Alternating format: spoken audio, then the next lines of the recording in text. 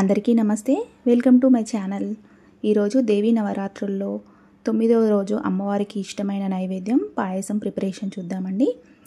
ఈ వీడియో కంప్లీట్గా చూడండి. మీకు నచ్చినట్టయితే please subscribe my channel and ఒక లైక్ కూడా చేయండి, షేర్ కూడా చేయండి. ఇప్పుడు లేట్ చేయకుండా మనం వీడియోలోకి వెళ్దామండి.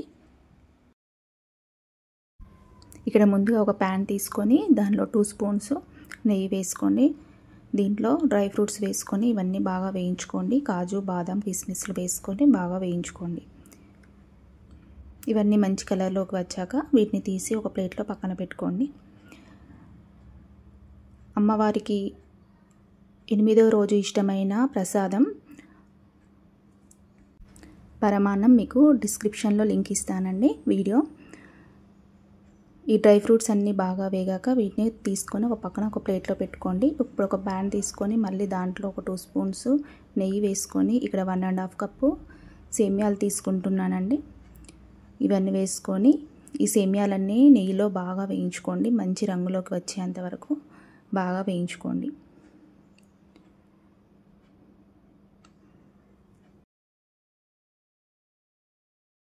ఇలా మంచి రంగు వచ్చాక పక్కన నేను ఇక్కడ 2 కప్స్ వాటర్ ముందుగా బాయిల్ చేసుకున్నానండి. అవి దీంట్లో పోసుకొని ఈ సేమ్యాలన్నీ బాగా ఉడికించుకోండి ముందుగా.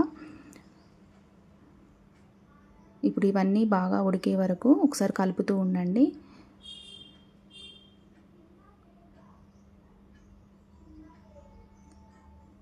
ఇప్పుడు మూత పెట్టుకొని కాసేపు ఉడికించుకోండి.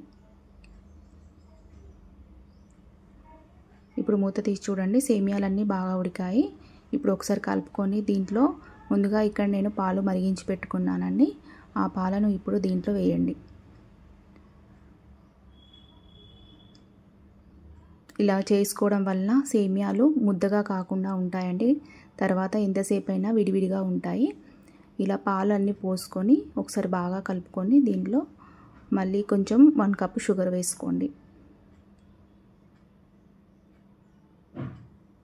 ఇప్పుడు ఈ షుగర్ అంతా కరిగే వరకు ఇవన్నీ బాగా ఉడికించుకోండి.